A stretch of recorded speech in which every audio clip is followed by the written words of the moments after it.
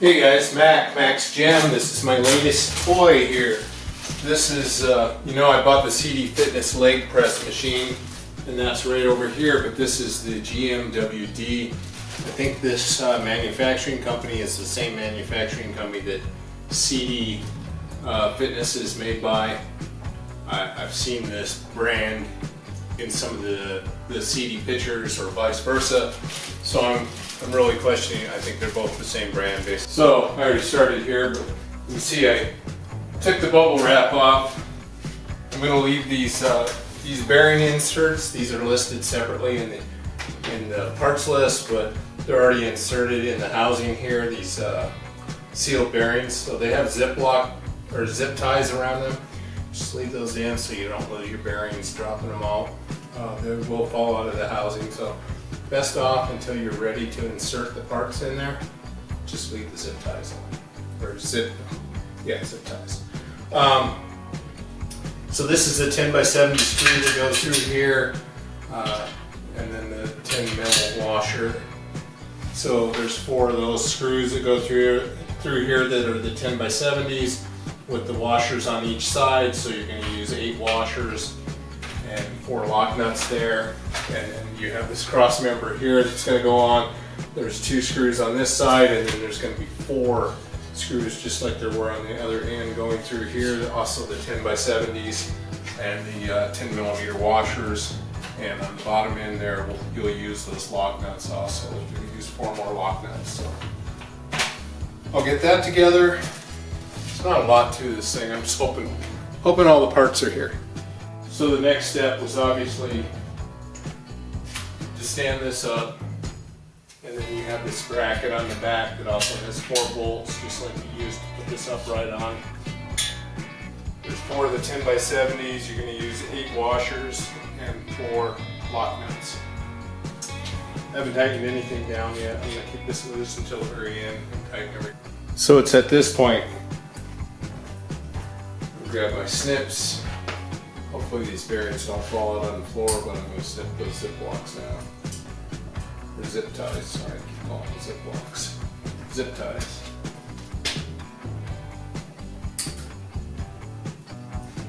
And they're just sealed insert bearings, so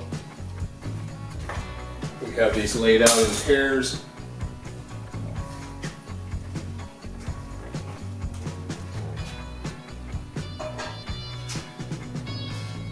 Get them out if these don't slide straight into these sealed bearings. Just want to press them into those bearings and let them hang. Little rubber bumpers here to stop it.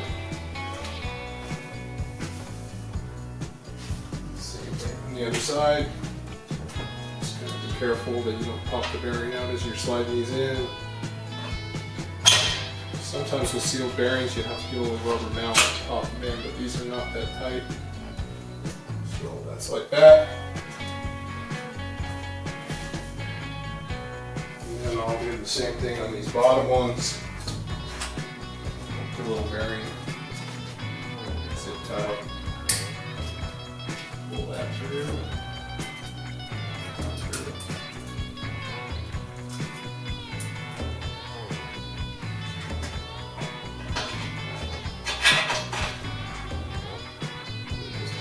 There, and then do the other side. It's starting to look like a lateral raise, isn't it?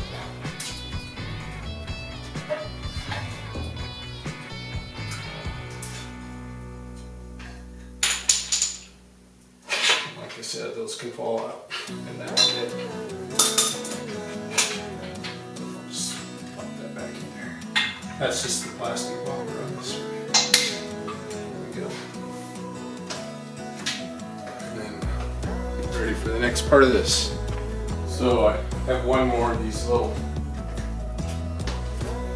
zips to clip on here. It's right here.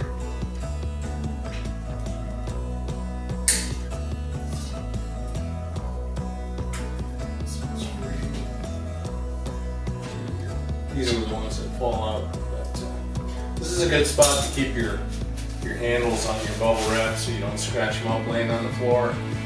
But for this part of the process, there's these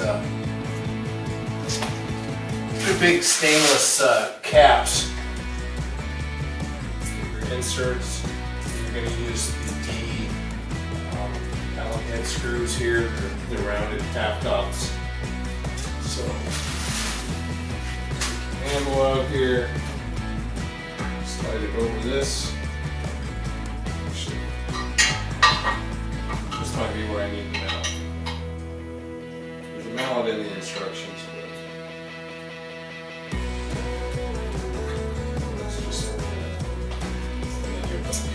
Side of that.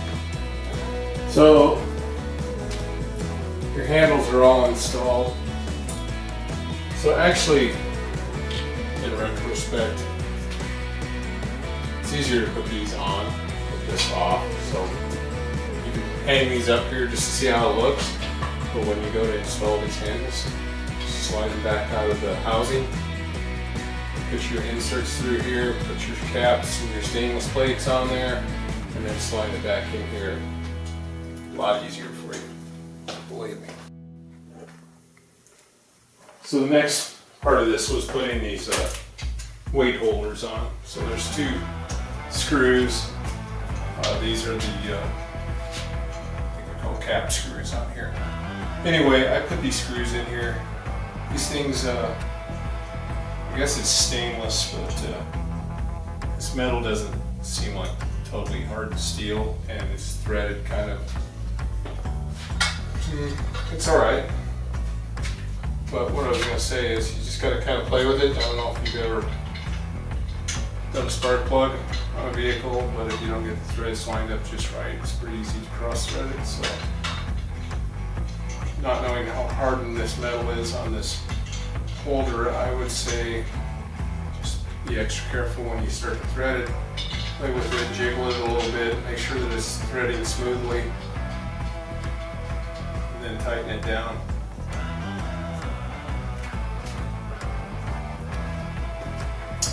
And then there's these little rubber bumper pads on here. I got Windex, sorry, that's what I've got out here in the garage. But you could use just warm water. You could use soapy water even. A lot of people will spray these types of fittings with like a hair spritz. And that way, once you've slid it on and it dries out again, that spritz kind of makes a seal on it, so it's not going to fall off. The last thing to do is put these Olympic sleeves over these standard sleeve things. So they just have an insert screw right here. I'm not cranking that down super tight because this is thin plastic.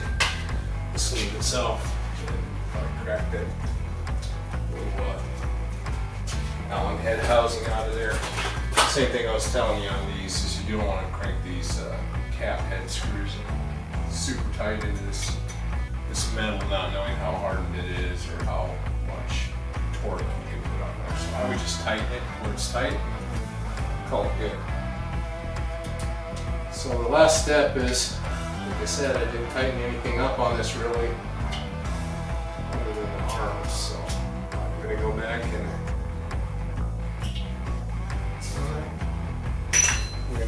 and tighten all the cap head screws that were the framework of it. Make sure it's flat, flush to the floor, and then I'll try it out. GMWD. It's an Amazon product, but there's a video online of the assembly of this, where it's just sort of the schematic all, I'm sure you've seen it, where they just kind of float together. And that's pretty good. I didn't look at it this time. I wanted to see how it would go together. Just old school. Wasn't hard. I mean, there aren't that many pieces. The tools were actually useful in this case. And nothing was missing. So just real briefly to show you. I can do this from either side, but lateral raises. I don't have a weight on there right now, but you can come up here. You can bend over and put the weight on. Do them down here. So your question will be, you like lateral raises enough to spend 400 bucks to do lateral raises. I like this machine, I like the novelty of it. I like gadgets in my weight room.